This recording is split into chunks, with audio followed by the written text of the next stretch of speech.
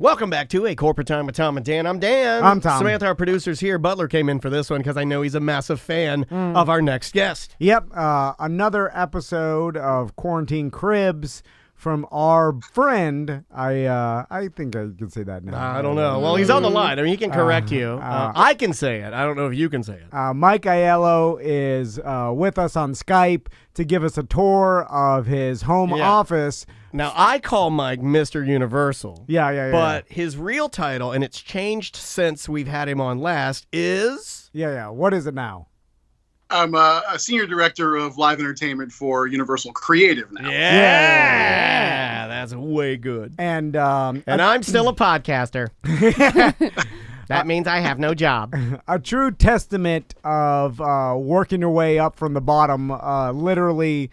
We talked to Mike so many times. I know most people know, but started as He is the Drake song. The person that gave the Jaws tours. Did you see his video? Yes, yeah. Okay, Mike, I gotta say, man, that video you did of you spieling the Jaws ride, I have watched probably 5 to 6 times. It's fantastic, man. Really, really well done.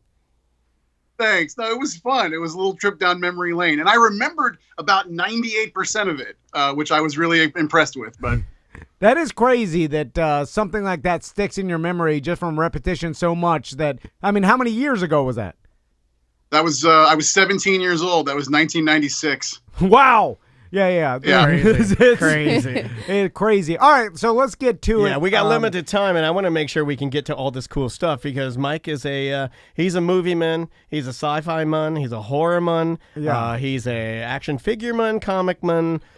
He likes the stuff that video games, stuff like that, and he collects a lot of cool stuff. Plus, he works in the industry, so yeah, he gets his hands on some cool memorabilia. Yeah. So let's start with. How many? Do you keep a lot of the stuff at your personal house or your office at work? How does that work?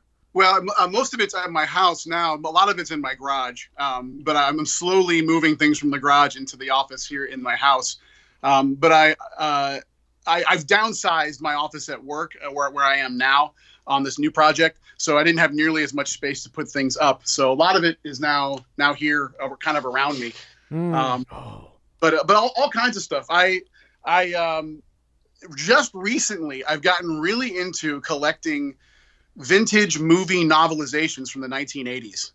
Okay. I think I've been seeing these. All right. Yeah. So like I've got all of these here. These are all vintage 80s or maybe late 70s novels. Again, like, authors when movies came out, it was a lot more prevalent back in the 80s than it is now, but they would just do a paperback novel of the film. And I've got a lot. These are on eBay, like really, really cheap, except for this one. This is probably my favorite one. This is super. This is a first edition paperback novelization of John Carpenter's Halloween. This came out even before they knew what Michael Myers was going to look like, because that's the cover, which is not even in the film. I mean, none of it. Yeah, it looks a little. He looks a little more jolly there than typically in the movies. Yeah, but this is super rare. This was I think I paid like $100 for this, but. Don't tell my wife. No. But you know what's funny about that is that I remember a time when those books would come out. I mean, obviously I'm 43, so I'm right in the wheelhouse. But did they just get an author and then have them like take the story and put it out, or were there any movies that were out and then they had to go backtrack and make the book? Is that how it would typically work? Usually, and there's also a great podcast called I Read Movies that actually. Goes through all these old novels and actually tells the differences between the books and the film that came out, because typically these books would be written based on an early draft of the script. So there are even scenes in the book that never make it on film.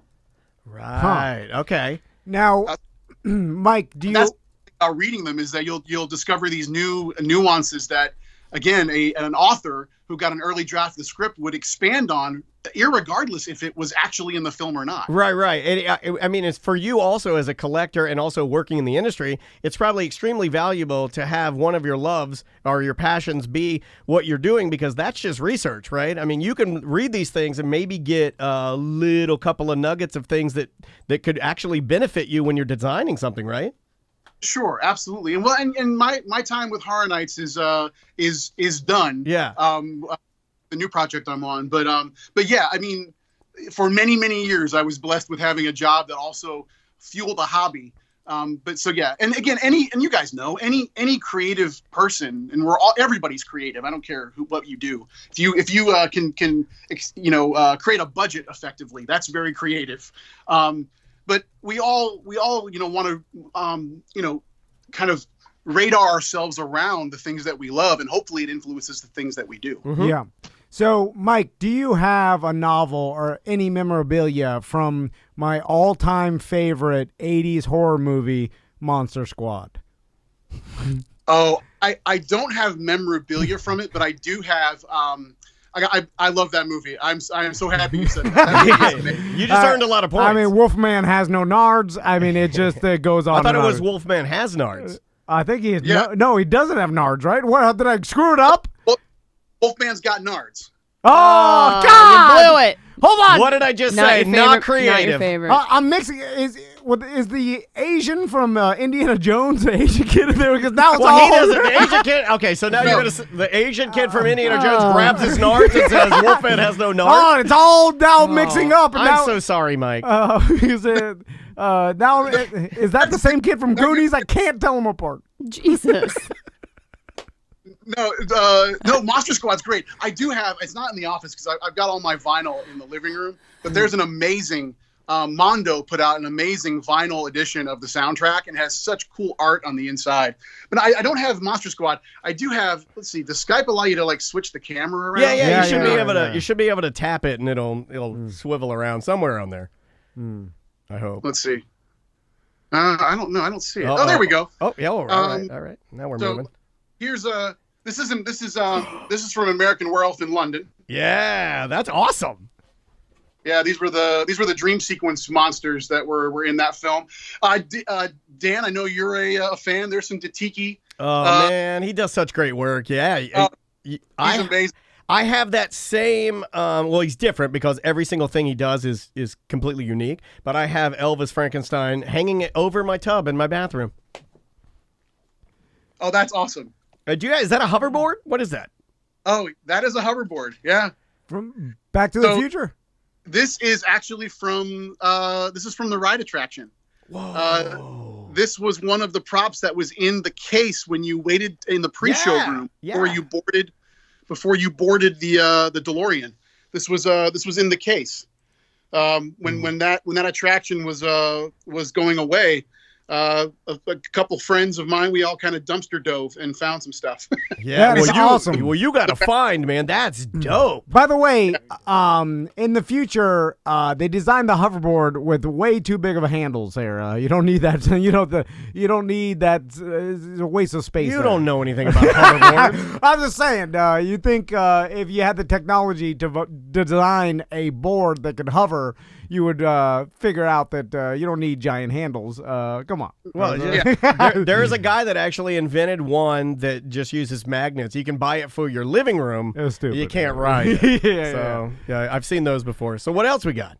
Let's see. Okay, so here's this is yes, one of my favorite 80s horror films. We actually made it into an experience for Horror Nights last year, and then as a scare zone the year before. This is Killer Clowns from Outer Space. Oh man, that's too good. And I know that your son is a massive fan. Yes, he's a bigger Horror Nights fan than I think I am at this point. Yeah, but he also loves the Killer Clowns, and who doesn't? Like, I was so stoked. Never seen it. Oh, never seen it? It's actually on Netflix now. Okay. Yeah, you can I'll watch check it out. You can watch it right now. I love it. Now, is that just a standard? Oh wait, I see is that a Proton pack? Oh yeah, that's this was molded off of the original Proton pack from the film. My God. Come on, man, that's too cool. There's a Ghostbusters Proton pack. Yeah, it's pretty awesome. So this is interesting. Can you guys see this? Yeah. It looks perfect. So this is this was a press gift we gave for Horror Nights. I think in 2008. It was a press kit, but inside, this is really cool. A lot of people don't know this. Every year when we do Horror Nights, we create these cloisonnés. And these are little medallions that we create for our internal team that as a gift that marks each and every year. And this is a chest full of, probably 20 years of Horror Nights medallions. Each one was, designed and themed. This was the year we did Walking Dead. Oh, wow. This is like almost like a challenge coin. Exactly. Yep. And then, so the front usually is the theme of the event, and the back is the year and kind of the graphic art for the title of the event that year. These are awesome. I remember when you guys would send those out, and I remember I got one. It wasn't I didn't get the box, but I got another box. It was another year, but you'd open it up and there was it was a black box, and inside the box was a photograph. And when you pulled the paper back, it was a picture of me, and my whole face had been stretched and I'd been murdered. Do you remember that? Oh gosh, I do remember it. I couldn't tell you what year it was. I forget which icon it was or which particular, but I remember that one actually got me a little bit. It takes a lot to get me, but somebody had to Photoshop me dead on it was awesome, like really eerie. It was back in the day when there's a lot less media, so you could send it. You're like, all right, there's about a dozen media outlets in this area. We'll send those out. We'll send them out some nice press packs. Nowadays, you're like, well, there's about 50,000 podcasts just in Orlando, so there's that. And then I don't even know where you go from there. Yeah. I mean, Facebook Live. I mean, social media. It's endless. Yeah, a lot of those packs have gone digital now, just again because of the mass. That's on. I'm a massive board game fan. I don't know if you can see these. I particularly like board games that are based around movies. We have one for you that Butler, our sales guy, has been holding on to a board game for you. We have Butler. You want to go get it? I'll put it on the camera. Home Alone. We have Home Alone for you. Oh, yeah, he messaged me saying that's awesome. And then I have one more. If you can go get the one that's under my desk, Butler, I'll show him that one. I've got one more board game for you that you might like. Here's the Home Alone board game that Butler brought in. Pretty jealous of that. So we're going to give that to you for doing this. And then I have one of the dumbest board games ever created. It's in the office. We'll get to it in a minute. We'll keep doing what you're doing. Oh, cool. Oh, that's awesome. Thanks, Butler. He can't hear you. So, what else do I have here? Again, obviously, I won't go too, but these are Blu-rays and action figures and all kinds of movie-related books. Again, I love this stuff, so I know this is where I write a lot of the stuff, not only for the parks but also on my all my own stuff. I love it. So I like to surround myself, but all kinds of these are all McFarlane era horror action figures I've been collecting for years. Oh yeah, I remember when he did those. Remember all the McFarlane toys that came out with Spawn, and it started with that, and then at least for me, and then it kind of trickled down to all the other crazy. My mom would never let me buy those action figures, Mike, because they were a little aggressive. They are. There's a lot of a lot of sensitive content. Yeah, there was like a Hellraiser action figure I remember wanting. Did he do a Hellraiser, like a Pinhead? Oh yeah. He did a Hellraiser. Yeah, basically all the big bads. Gotcha. He did.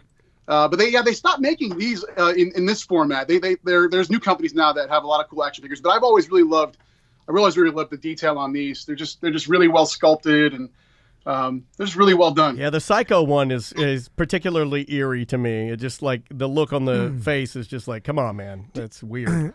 Mike, do you often get angry at that your kids don't know how good they have it, having a dad with an office filled with toys and cool things, and the fact that his brain is filled with knowledge of entertainment. I mean, because I feel like back in the 80s, we grew up. I don't know what my dad was into. My dad only liked one thing, and that was Chuck Norris movies. He liked whiskey and salt. That's all. Yeah. That's the only.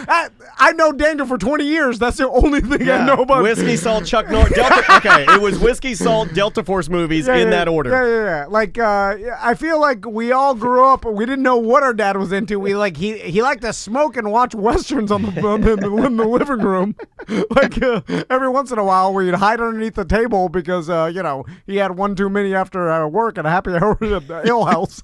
And he'll kick the door in. Stop it. All I'm saying is, you're embarrassing. Your kids they can walk into your office, and then you got an infinite amount of toys. That brings me to. Oh my God! You just spit in my eye.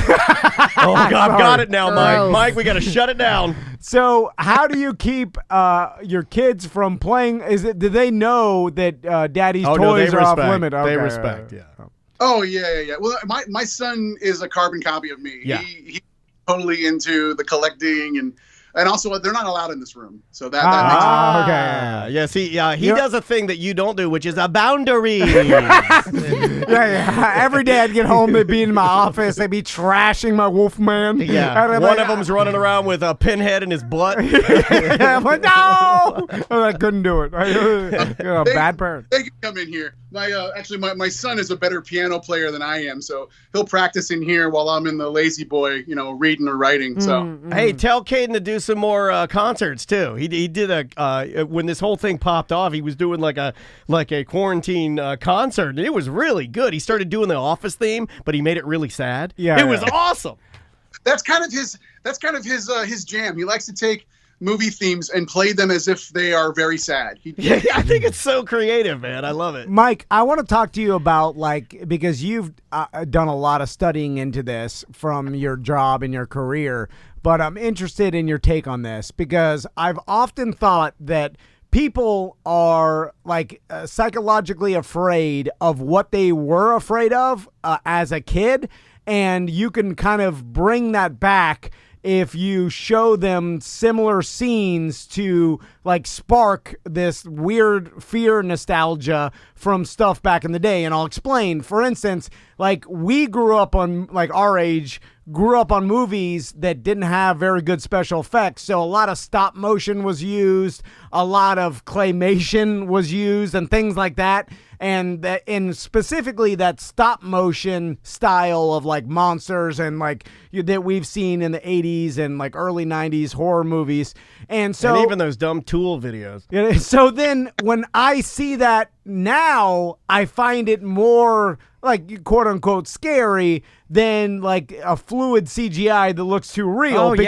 Because a lot of practical special effects are just terrifying to me now. So yeah, but the nostalgia wise, I like for whatever reason, I like actual costuming and makeup. Yeah, that too. Yeah. As opposed to CGI. So are people that create horror movies and stuff, and you aware of that a certain demographic, an age bracket, is going to actually be more afraid of bad special effects or just more practical instead of done after than CGI.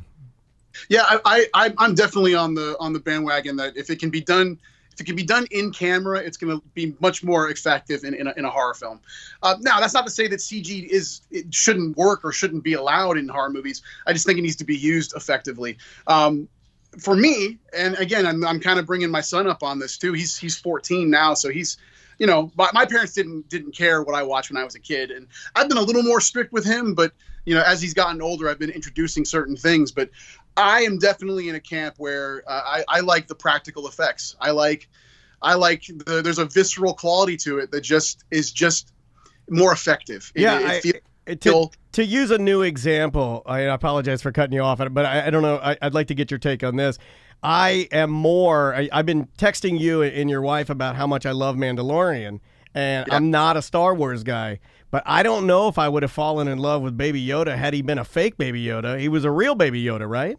I completely agree. But the interesting about that show, I think, is that, and again, that show is awesome. It is the most space Western Star Wars has ever been. Yeah. But I think the really interesting thing about that show is there are a lot of practical elements, like the child or Baby Yoda, as he's called. Yeah. But the fact that most of their sets are all digital. Yeah. But still done practically. These are huge, massive LED screens that they place in the set to create the backdrops. It's all done in camera, which is the most amazing thing. There's very few green screens in that show. They're using massive LED walls to create the actual backdrops for the scenes. and you actually Mike sent me a behind the scenes kind of like video on how they do it. It's mind blowing. Yeah. Because it's not okay. They're using. I love the fact that they're taking new technology and then applying it to old techniques, and then it just makes it so much better, man.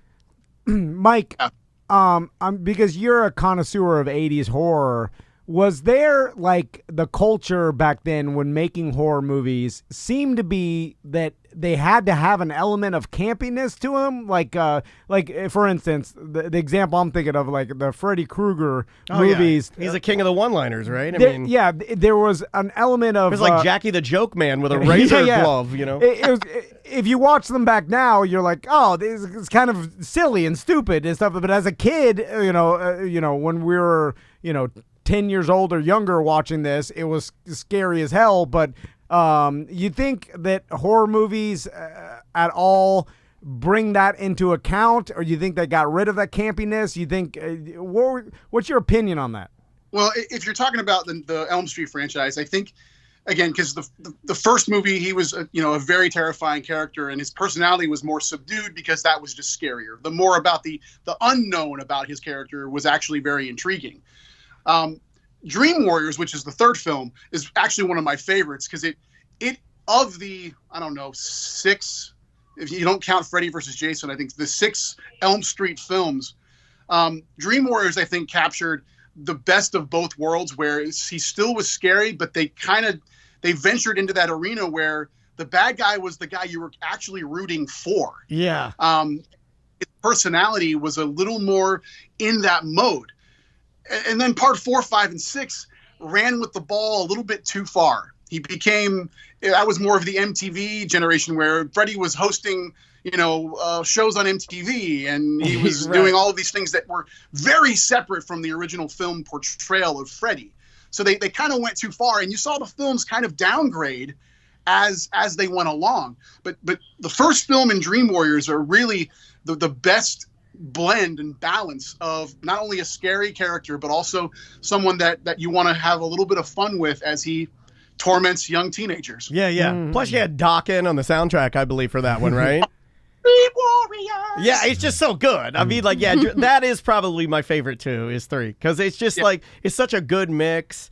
And I love the poster. I mean, there's a lot to it that I really, really enjoy. We probably got the time for maybe 1, 2 more. Okay, my last question to you, Mike, is what movie from the 80s or 90s, a horror movie, just doesn't hold up anymore? That you can honestly... You're like a real journalist. That's a hard question. Well, you could honestly say, like, hey, I loved it back then, and now it just is not good. Oh, man.